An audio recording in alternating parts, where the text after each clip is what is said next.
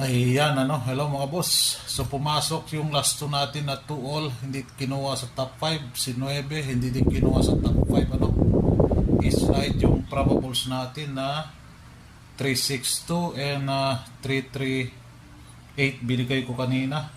Sa mga members, i-slide din sila, So update tayo sa 9 PM. Kung maglalasto kayo sa 8, ay nagpakita kasi si 8 para bukas pag ganitong senaryo, less pagtatayin natin.